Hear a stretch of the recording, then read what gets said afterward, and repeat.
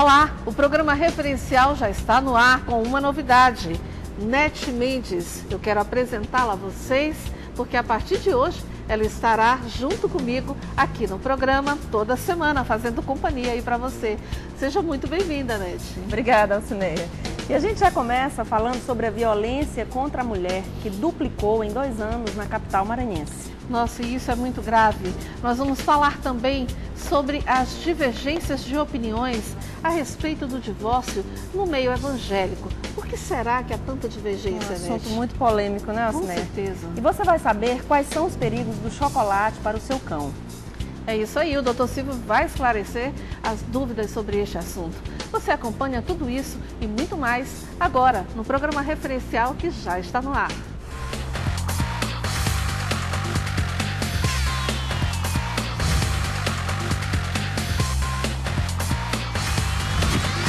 A violência contra a mulher duplicou em 2 anos na capital maranhense. E o maior número de registros acontece na cidade operária. Para esclarecer esse assunto, a Alcineia conversa um pouco com o delegado Dicival Gonçalves. Acompanhe.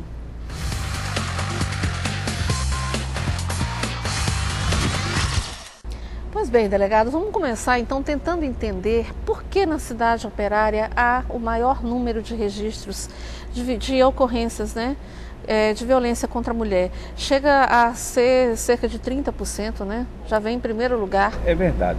O que ocorre é que com a divulgação da Lei 11.340 de 2006, Lei Maria da Penha, né, e isso sendo colocado nos meios de comunicação, na televisão, em rádio, na imprensa escrita, nos jornais, né, as mulheres passaram a ter informações dos seus direitos.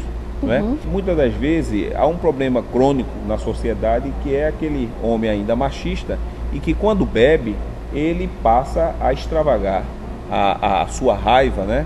e a sua bebida que ingere na mulher. A mulher é a maior vítima, né? Nesta relação. Por quê?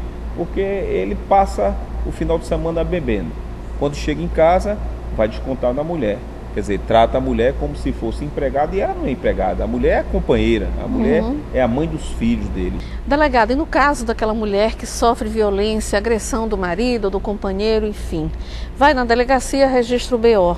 Feito isso, ela pode retirar essa queixa? Não mais, porque com o advento da Lei 11.340, de 2006, a Lei Maria da Penha, instituída, ela não mais pode manifestar esse desejo. Antes dessa lei, né, a mulher apanhava do marido, registrava um BO, depois o marido ameaçava, ou muitas das vezes o marido conseguia convencê-la, né, para que ela viesse à delegacia desistir. E muitas das vezes dava uma de bonzinho, meu amor, eu não vou mais fazer isso, todo esse artifício. Mil promessas. Para que ela pudesse desistir. Mas hoje não. Qualquer cidadão que ouvir a mulher apanhando, ou ela desistir, ou ela registrar o BO, não pode mais haver desistência. A lei proíbe terminantemente. Qual é a penalidade, delegado, para os homens que praticam a violência contra a mulher? Pela Lei 11.340, a pena vai de 3 meses a 3 anos de detenção, que é uma pena, né? No caso, geralmente, a agressão ela não só é física, ela é uma agressão psicológica também. Essa agressão pode ser através de expressões verbais, xingamento, né, que atinge até o lado psicológico da mulher. As humilhações, xingamento, palavrões, né, isso aí também configura o crime, e ameaça também configura o crime dentro dessa nova legislação da Lei Maria da Penha, na lei específica. Existem vários fatores que levam a mulher não procurar a polícia, não procurar a justiça. Eu te diria que um dos fatores vem a questão do medo. Ela tem medo, porque ele ameaça de matar, cria esse pavor. E às vezes até mata, como nós temos vários exemplos aí. Vem a questão da dependência, vem a questão do gostar, é apaixonada pelo marido. A dependência financeira seria o caso? Também seria um dos vetores. Nós temos os filhos, né, que se apega muito, não quer criar. os filhos sem a presença do lado paterno, do pai. E aí gera em algumas mulheres aquele acomodismo, né?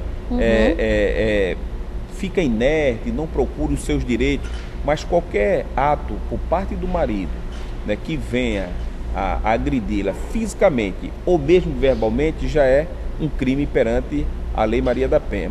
Muito obrigada mais uma vez e o convite fica aberto aqui para voltar mais ao programa. Eu agradeço a vocês.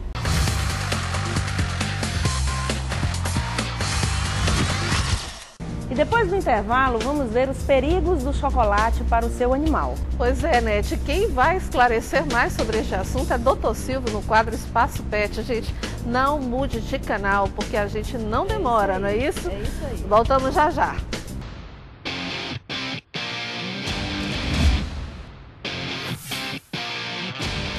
Você sabia que o chocolate pode fazer mal ao seu animal? Quais são os perigos que essa delícia oferece? Para esclarecer o assunto, Nete foi conversar com o Dr. Silvio no Espaço Pet de hoje. Dá só uma olhada.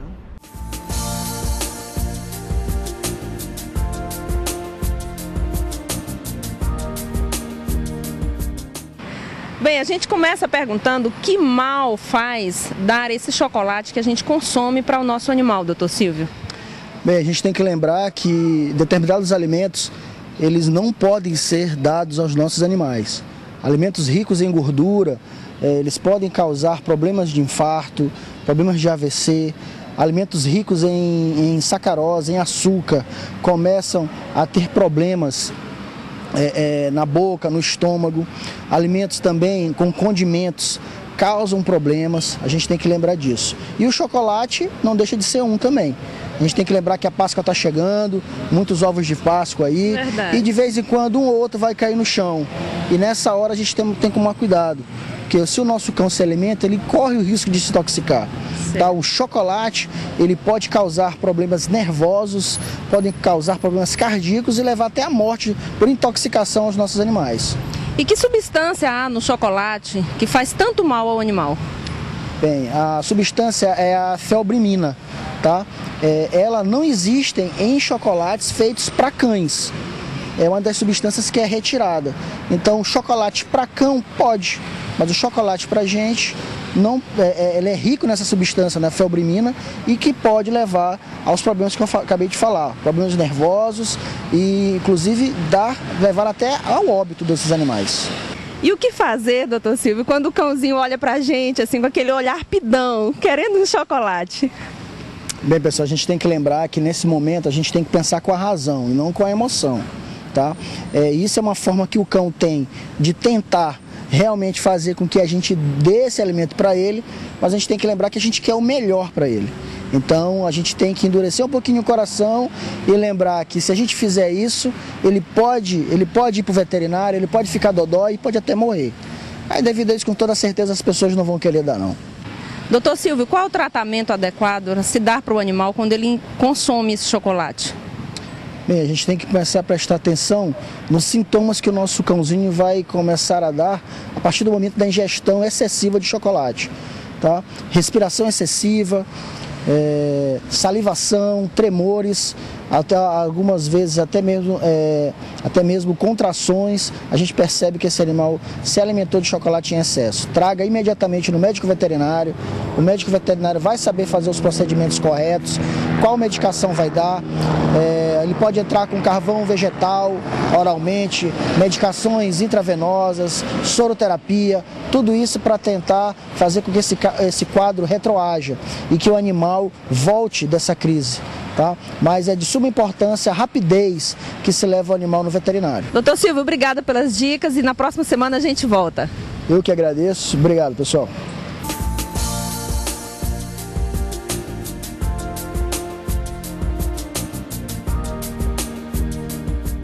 Você sabia que pode perder até 500 calorias praticando jump? No quadro sobre medida de hoje, vamos acompanhar a maratona de Alcineia em cima do jump e as orientações do professor Igor.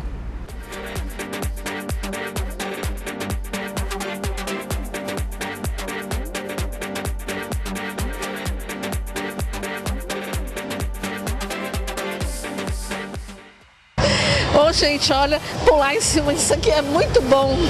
É o famoso jump, que é tão utilizado dentro das academias. Agora, professor, quantas calorias a gente consegue perder fazendo atividade em cima do jump? Bom, a perda de calorias do jump ou do mini trampolim vai decorrer da intensidade que aquela pessoa esteja fazendo o exercício, assim como a duração também, mas a média é entre 500 a 700 calorias. Agora é importante ter cuidado com a frequência cardíaca nesse caso, né? Com certeza, a gente vai fazer aqui, mas de acordo com o teu ritmo. Eu vou dar intensidade, você vai fazer do seu ritmo. Várias atividades podem ser feitas em cima do jump? Diversos exercícios, focando principalmente os membros inferiores, que são a região da perna. Mas a gente tem como trabalhar o corpo todo no jump. Ok, então vamos lá, vocês vão acompanhar a minha maratona de hoje em cima do jump. Vamos lá.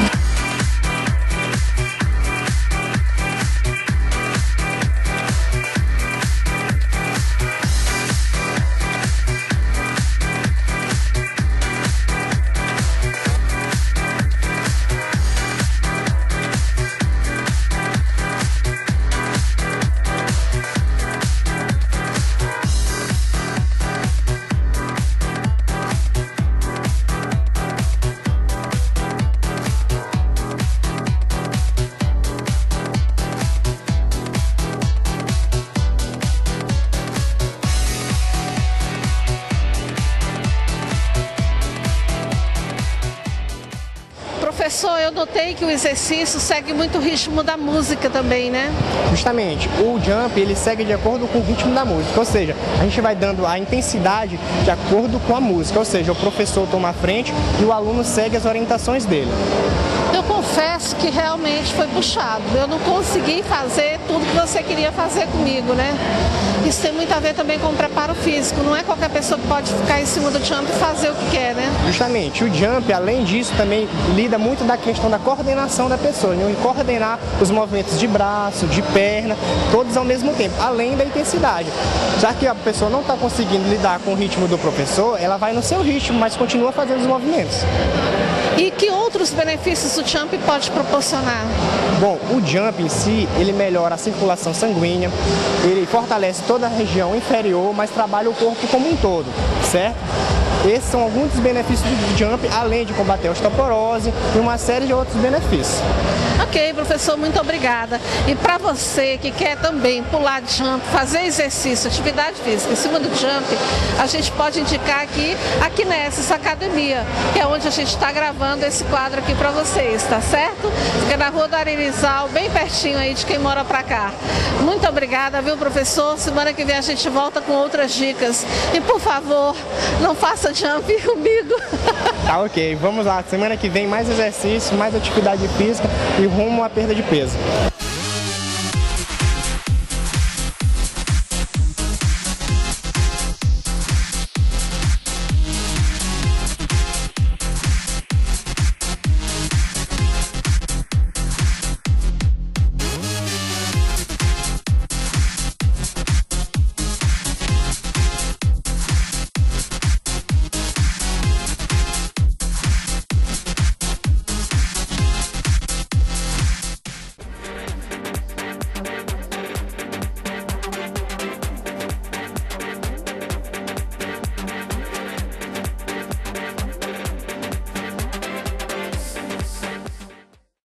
Olha, Nete, eu te confesso, eu adorei fazer esse exercício. Só tem um detalhe, o professor Igor até que tentou, viu, gente? Ele tentou fazer com que eu fizesse assim algumas coreografias lá, mas nossa, é muito cansativo, é puxado. Dá para perder muita caloria. Agora verdade, não é todo mundo que pode fazer. Eu, por exemplo, não posso, né? Eu fiz cirurgia de hérnia de disco, então só pilates mesmo é uma coisa mais light para mim, né? Como eu, lógico, né? Brincadeirinha, gente. Modesta ela.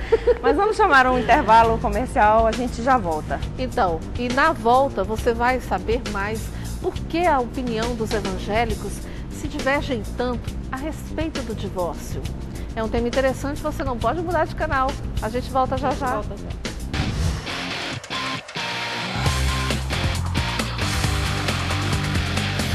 O divórcio no Brasil cresce de forma acelerada. Qual será o olhar e a perspectiva cristã a respeito deste assunto? Alcineia conversa frente a frente com o pastor Tomás de Aquino. Acompanhe. Frente a Frente, com Alcineia Gomes.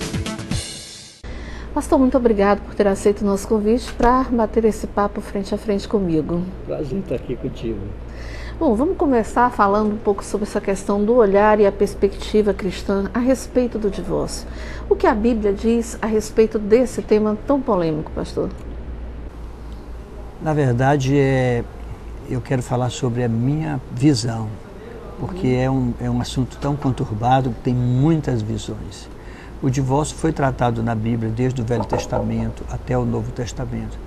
No entanto, como eu entendo que o divórcio é um erro, que nunca deveria haver no casamento, mas infelizmente acontece. Então, assim como as pessoas não devem errar, assim também Deus não quer que as pessoas fiquem presas a uma aflição, uma infelicidade para o resto da vida. E como eu vejo, há possibilidade de refazer a vida. Pastor, o número de divórcios no Brasil cresceu cerca de 40% em somente um ano. Dentro do meio evangélico, essa estatística também aumentou. Como é que se explica isso, já que dentro da igreja as opiniões se divergem muito, né? É pecado ou não é pecado divorciar? Enfim. A questão é simples. A igreja é composta de pessoas, de seres humanos que erram, que acertam, da mesma forma como fora dela. Então, eu penso que uma das coisas que mais contribui para que haja o divórcio entre cristãos é porque entre os próprios cristãos eles têm uma ideia equivocada sobre o casamento. Eles casam sob bases erradas. E quando há um casamento sob base errada, dificilmente isso dá certo. Pastor, em Mateus 19:19, Jesus permite o divórcio somente em situações de infidelidade conjugal. Mas e no caso daquela mulher que sofre violência, que sofre agressão e às vezes é abandonada? Nesse caso, Deus não permite o divórcio? Eu penso que Jesus estava tratando nessa situação o descaso com a responsabilidade do casamento. Naquela época as pessoas elas simplesmente se separavam porque a mulher cozinhava mal, porque a mulher não conseguia arrumar sua casa bem. Então, por causa disso, eles dispensavam, eles entregavam a sua mulher para a família e iam em busca de outra. Então, Jesus está aqui corrigindo a irresponsabilidade com o casamento. Ele está corrigindo esse fato, é como eu vejo. E aqui ele diz que o que legitimaria uma separação é se houvesse infidelidade. Se houvesse infidelidade tanto por parte do homem como por parte da mulher, não só da mulher. Só que é tratado mais com a mulher porque a sociedade da época era uma sociedade machista. Pastor, para o cristão que se divorcia, o recasamento só é possível no caso de um dos cônjuges morrer? Não, eu não acredito nisso. Eu penso que há possibilidade de refazer a vida. Assim como Pedro refez a sua vida depois de ter negado Jesus, eu acredito que uma pessoa que teve a infelicidade de se separar por motivos que não foram levianos, ele pode refazer a vida sim. O casamento não deve ser tratado com brincadeira, com leviandade. Por isso, pensar em casar, ele é pensar em ter acordo com uma mulher, é ele ter bases para perdoar porque vai haver dificuldades. E eles precisam andar em comunhão debaixo de uma mesma missão, debaixo de uma mesma visão de vida. Então, se essas bases forem consideradas antes, as possibilidades de separar são muito menores. Mas, se durante um casamento for verificado naquela relação que há algo que humilha, que denigre a imagem do outro, que causa dores, infelicidades, violência e etc., como continuar vendo uma pessoa sendo violentada, espancada e ela continuar debaixo daquela aliança apenas para manter uma religião? Eu penso que isso seria um ato de maldade com aquela pessoa. É como eu vejo. Mas ainda assim eu digo que o casamento é algo que deve ser considerado de uma forma muito séria. Mesmo só tendo uma opinião particular a respeito disso, que diverge também de opiniões de outros pastores. Diverge, eu respeito cada um. Eu acho que a Bíblia diz que cada um deve andar conforme a sua fé. Então, as pessoas que não permitem o divórcio, elas vivam dessa forma, porque elas entendem que as coisas funcionam dessa forma. Mas eu penso que até que vivam uma situação muito perto, e talvez eles reconsiderem essa posição. Eu penso que quando a dor dói em nós mesmos, a situação parece que não é que nós relativizamos o princípio, é que nós passamos a refletir com mais profundidade sobre ele. Pastor, e no caso dos países em que os homens podem se casar até com 2, 3 mulheres, como é que fica essa situação? Como é que a gente pode avaliar isso? Eu tenho um amigo que ele é um homem muito sério, um homem de Deus, é um homem que tem essa teoria de que separou não casa, só que ele tem alguns trabalhos que ele faz fora do país, nessa região da Turquia, da Jordânia, etc. E lá ele encontrou pessoas que se converteram e que tinham 2 esposas. E ele não sabia o que fazer. Por quê?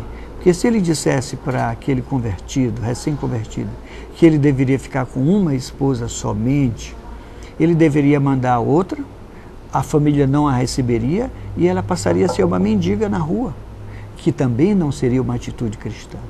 E aí como é que a gente faz? Eu não sou a favor da poligamia, eu tenho só uma mulher, 35 anos e vou ter sempre uma esposa. Mas a gente tem que pensar sobre essas situações para que a gente não imponha uma carga pesada sobre o próximo que nós não somos capazes de suportá-la.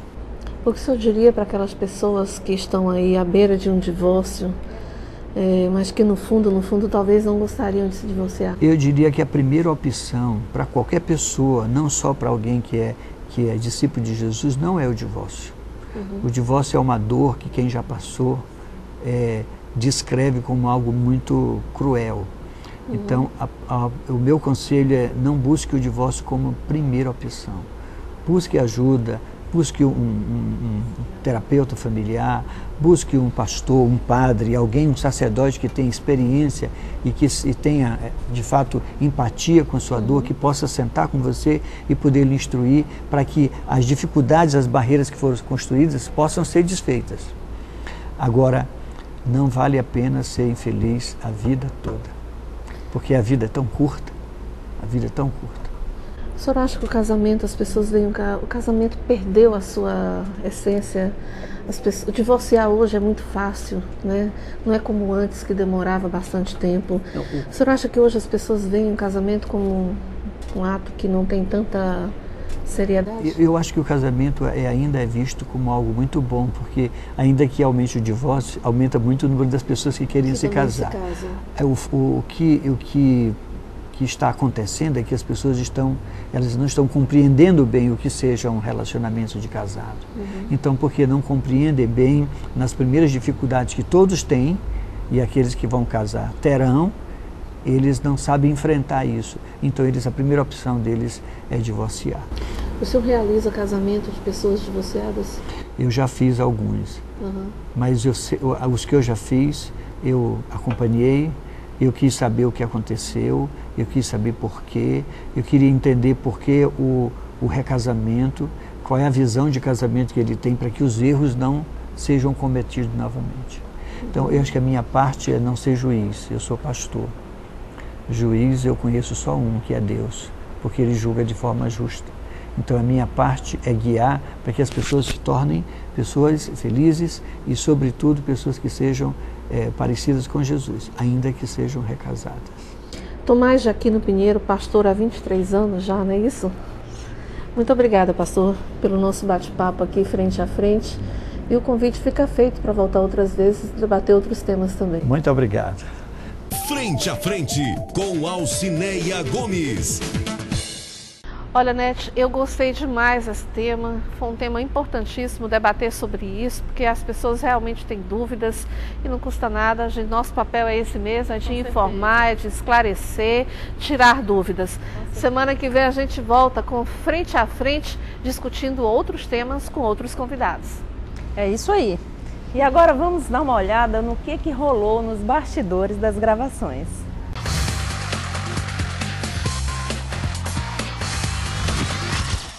Mais uma? Mais uma vez. Mas é de novo? De novo. Ele é voz, não é voz. Então vamos lá. A 23 ou 25, mas meu Deus, eu tenho um óculos que fica ruim. Yeah! Eu quero ver como é que ficou. Que hora que a gente fica doidinha, Carolina. É bom dar uns pulinhos aqui em cima do... Mas isso... Não, bora gravar de novo. Mas isso... Estressada. Você sabe o que é? O que é isso, Alcineia? Então, é aquela... Calma.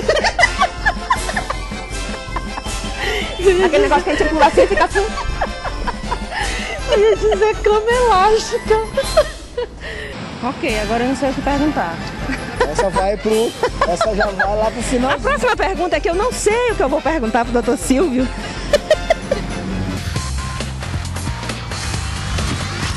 Infelizmente, o nosso tempo acabou, né, Alcineia? Oh, a gente pena. se diverte muito com os erros de gravações. É verdade. Fazer esse programa é sempre prazeroso, né, Nete? Mas olha, se você pode continuar acompanhando o programa pelo Facebook, acesse a nossa página no endereço que está aparecendo para você aí na tela. Obrigada mais uma vez pela sua companhia, pela sua audiência. Fiquem com Deus e até o nosso próximo encontro. Obrigada e até o nosso próximo encontro. Tchau. Programa Referencial. Oferecimento. Potiguar.